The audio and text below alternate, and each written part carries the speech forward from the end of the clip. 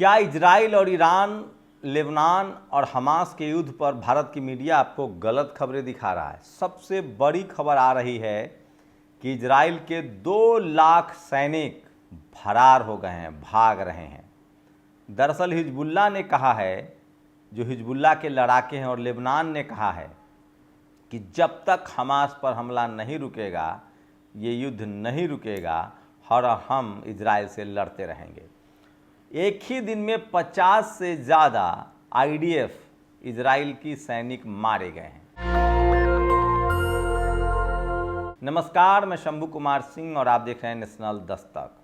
आज की सबसे बड़ी खबर है, 2 लाख इजरायली सैनिक अपनी जान बचाकर भाग रहे हैं। वो बेरूत से भाग रहे हैं, हिजबुल्लाह के लड़ाकों से डरकर भाग रहे हैं, वो लेबनान से भाग रहे हैं। सोचिए किस तरह से एक आदमी की गलतफहमी, एक आदमी के सत्ता का नशा और सत्ता के लालच कैसे दुनिया को युद्ध के मुहाने पर खड़ा कर सकता है।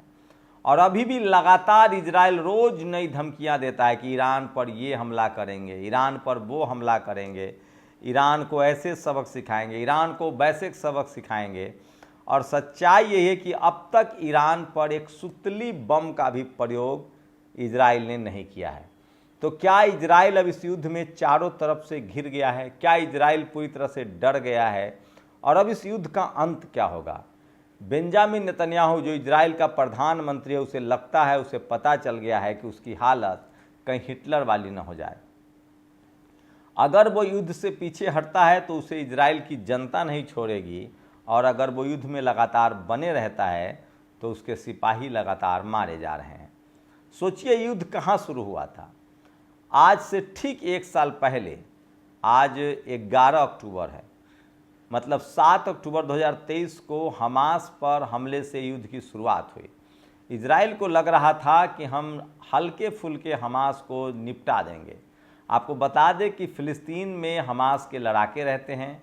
फ़िलिस्तीन की कोई अपनी सेना नहीं थी, फ़िलिस्तीन में कोई एयरपोर्ट नहीं है, कोई जहाज़ नहीं है, कोई पानी का जहाज़ नहीं है। यहाँ तक कि फ़िलिस्तीन के पास कोई अपनी नौसेना या आर्मी, एयरफोर्स कुछ भी नहीं है। फ़िलिस्तीन हमास के सहारे चल रहा था, हमास के लड़ाके उसे चला रहे थे। इजराइल को लगा कि वो दुनिया का सबसे ताकतवर देशों में से एक है, उसके पास टेक्नोलॉजी है, हथियार है, वो जल्दी ही हमास को ख़त्म कर देगा और फ़िलिस्तीन पर पूरी तरह से कब्जा कर लेगा। दरअसल ये लड़ाई फ़िलिस्तीन पर कब्जे की शुरुआत से हुई थी, लेकिन उसके बाद इस युद्ध में लेबनान का लड़ाका हिजबुल्लाह उतर आया। हिजबुल्लाह प्रमुख नसरल्लाह ने कहा कि जिस तरह से वहाँ मासूम बच्चे, लगभग अभी तक की रिपोर्ट है कि 50,000 से ज़्यादा फ़िलिस्तीनियों को मार दिया गया है, जिसमें बच्चे हैं, महिलाएं हैं, अस्पताल, स्कूल को मलबे में तब्दील कर दिया गया है।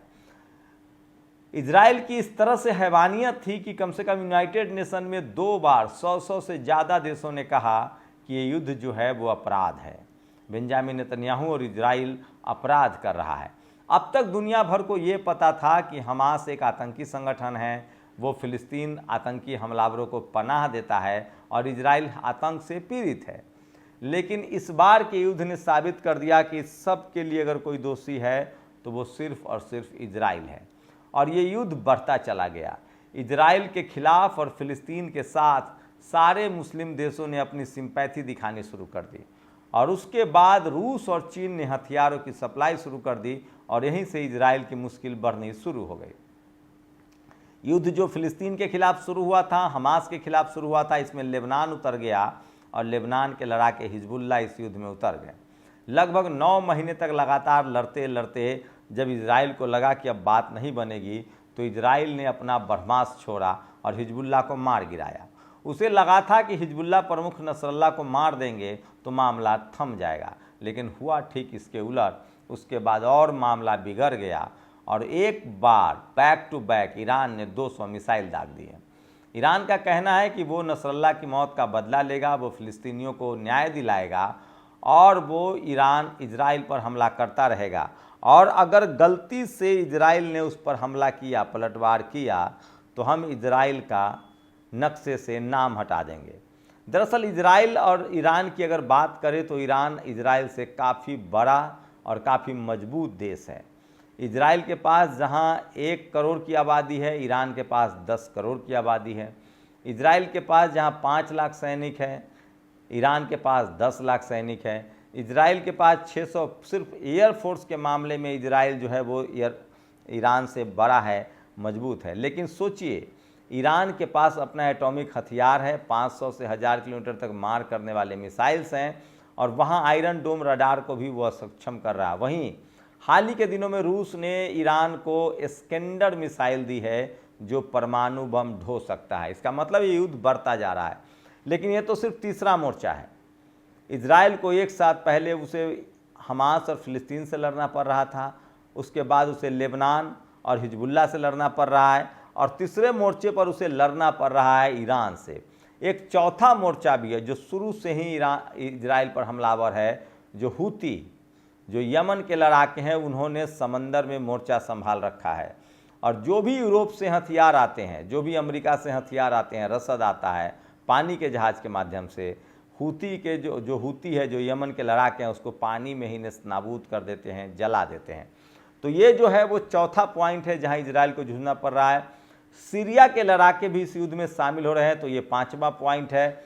इराक के लोग भी इस युद्ध में शामिल हो रहे हैं, तो ये 6ठा पॉइंट है। लेकिन 2 और ऐसे खतरनाक पॉइंट हैं जहां इजराइल पस्त होता जा रहा है, और वो है रूस और चीन। रूस जमकर इस युद्ध में हथियारों की सप्लाई कर रहा है। वो एक साथ ईरान को भी हथियार दे रहा है, लेबनान को भी हथियार दे रहा है, वो हमास को भी हथियार दे रहा है, वो यमन के लड़ाके हूती को भी हथियार दे रहा है, वो सीरिया को भी हथियार दे रहा है, और इराक को भी हथियार दे रहा है। सीरिया के बारे में बता दें कि जो सीरिया के जो प्रमुख हैं, उनके तख्ता पलट की अमेरिका के दम पर लगातार कोशिश हुई, लेकिन अभी भी अल बसर जो हैं वो जमे हुए हैं, क्योंकि उनको रूस का समर्थन प्राप्त है।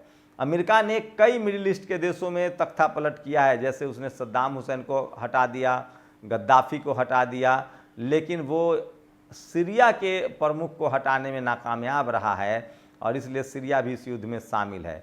तो सोचिए, 7 मोर्चे पर इजराइल को लड़ना पड़ रहा है, और इसका नतीजा है कि अब उसके सैनिक भाग रहे हैं। अभी नया रिपोर्ट है कि हिजबुल्लाह ने कहा है कि जब तक गजा पर युद्ध बंद नहीं हो जाता है, लड़ाई नहीं रुकेगी, उसके बाद से 2 लाख इजरायली सैनिक जो हैं, सेटलर्स जो हैं, वो भाग रहे हैं। वहीं चैनल 14 ने बताया है कि 53 IDF सैनिक मारे गए हैं, 441 घायल हुए हैं। वास्तविक संख्या इससे कहीं अधिक है।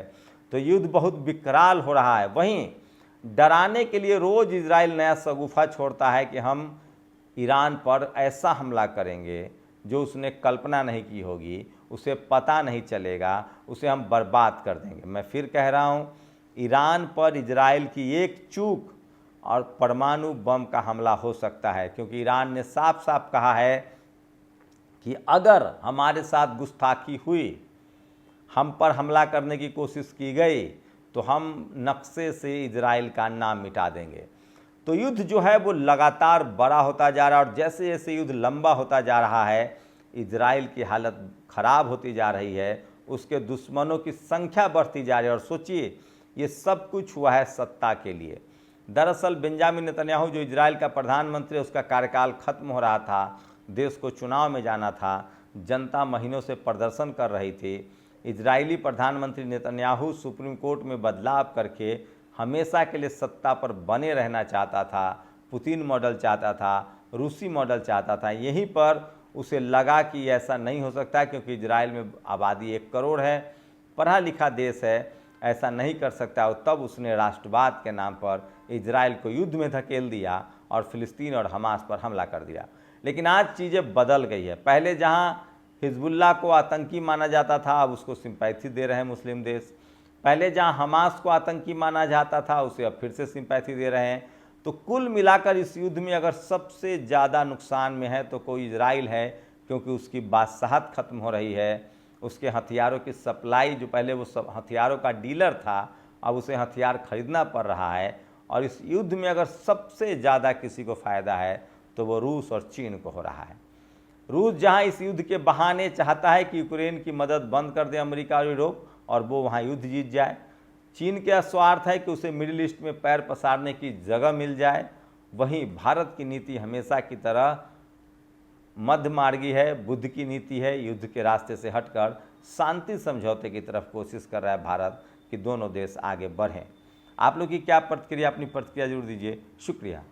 नेशनल दस्तक की आपसे गुजारिश है कि अगर इसको बचाना चाहते हैं तो नेशनल दस्तक को सब्सक्राइब करने के लिए रेड कलर के सब्सक्राइब बटन को दबाएं, फिर बेल आइकन की घंटी दबाएं। नेशनल दस्तक को बचाने के लिए बहुत जरूरी है कि हर खबर को शेयर करें, लाइक करें, कमेंट जरूर करें।